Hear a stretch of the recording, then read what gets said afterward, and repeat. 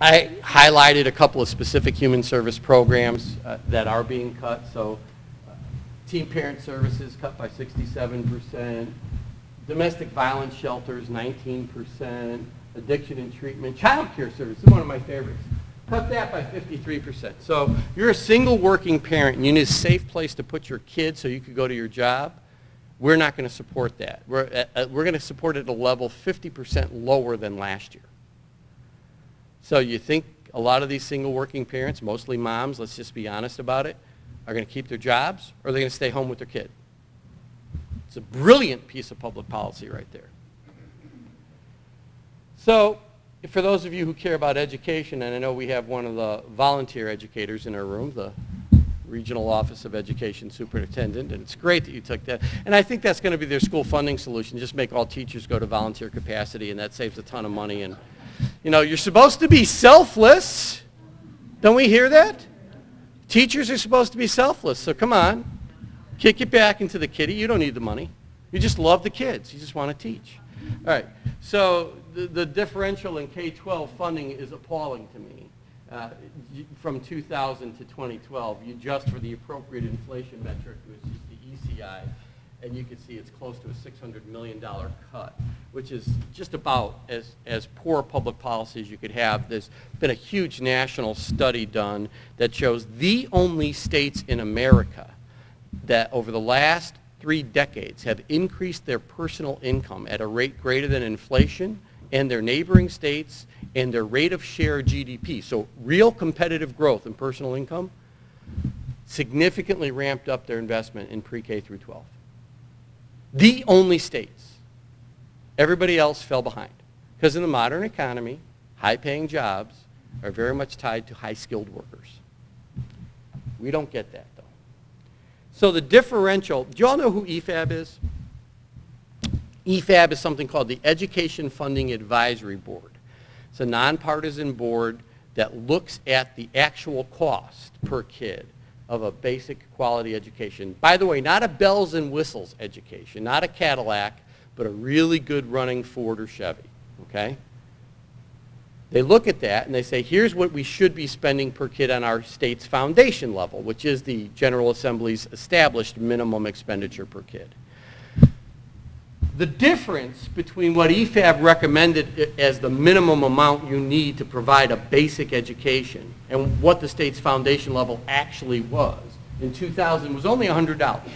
So the foundation level in the year 2000 was $100 less than what EFAB said you needed, per kid, by the way, so that it gets to be a big number down the end of the road.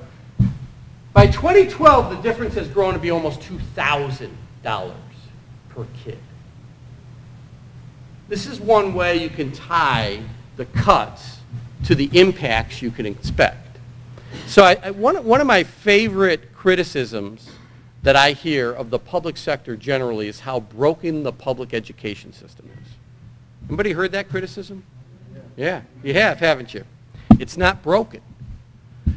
You come to where I live. I live in River Forest, Illinois.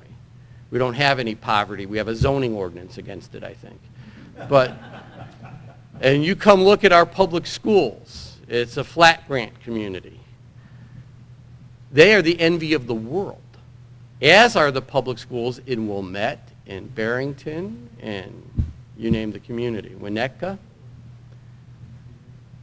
Now, if you under-resource public education, you're just not going to be able to afford delivery of a rich and deep academic program. You're not going to deliver really good technology and technology utilization in the classroom. You're not going to mentor your teachers or your administrators, right? They're not going to get that. You're not going to have enrichment programs. And let's be honest, kids don't come to school to learn the latest algorithm.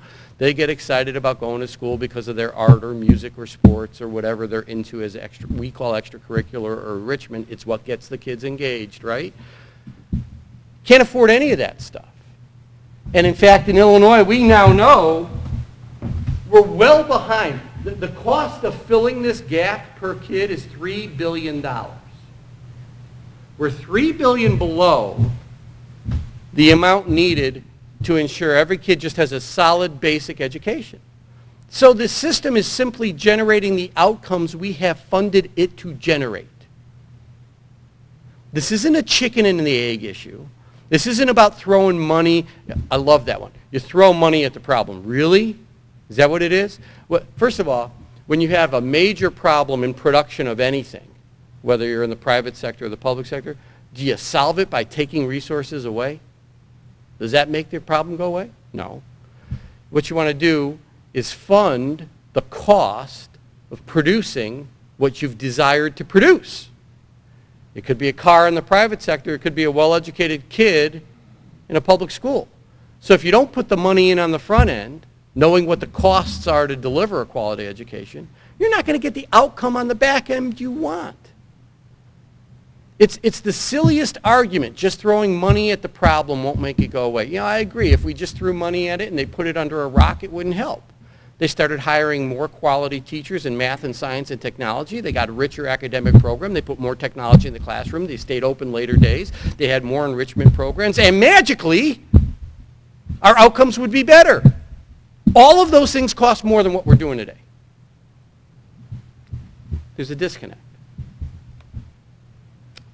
Now the ties between education and the economy, and I've alluded to this, and now I'm just going to give you data. So for the longest time, there was a direct correlation between your educational attainment and unemployment rates, right? The higher your level of educational attainment, the lower your unemployment rate, except maybe for art history majors, and really no one can help them. Now, sorry, you're going to be unemployed or you're going to be a barista. Just deal with it. The difference is the correlation between wage and academic credentialing. In fact, so strongly correlated now that you can no longer graduate high school and get you a good job, the kind of job that'll put a car or two in your garage and a kid or two through college. What we know today is the only cohort of workers in Illinois who have actually seen their incomes increase at a rate greater than inflation since 1980, so real increase in income, have a college degree. Every other worker has seen their income decline over the last 30 years. So your pre-K through 12 experience has to be so good that you have the numeracy and literacy skills to go on and credential yourself at college. If you don't have that great foundation, you are destined to have a low-paying, low to no benefit job in the modern economy. That's the new tie. So our GDP growth lags everybody, and it's terrible. Another thing we know about our wages in Illinois is the wage gap between whites and minorities is getting worse, not better. Now, why would that be? Well, once I'm going to be very clear about this, it's very clear from the data there's still racism in labor markets. But there's another problem that we could deal with, and I can't deal with racism, I can't make people play nice, but I can deal with the other problem.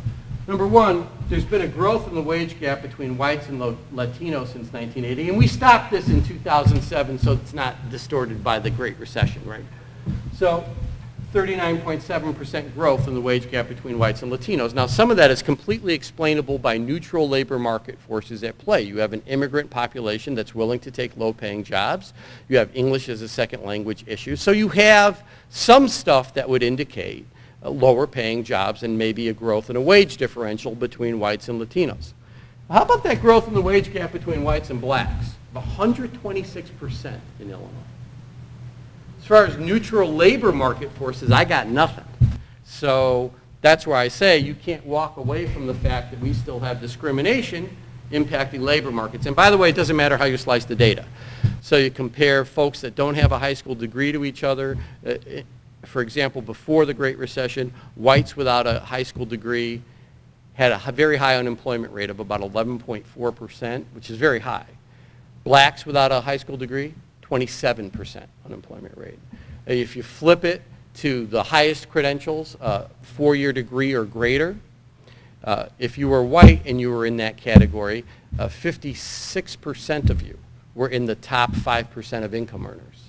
If you were black and you had that credentialing, only 24% of you made it up there. So it really didn't matter how you sliced the data. You compare like kinds to like kinds. You looked across industries and sectors. You saw racially disparate impacts. Can't solve those today. Don't have a magic wand. Can't make people not be racist. One thing that did contribute is how we fund schools here in Illinois. More than 50 years after Brown versus Board, our school system is still very much segregated. We are the third most segregated state in the nation, and of course unequal. So minority school districts start off with over $1,100 less per school year, K through 12, per kid to spend on education.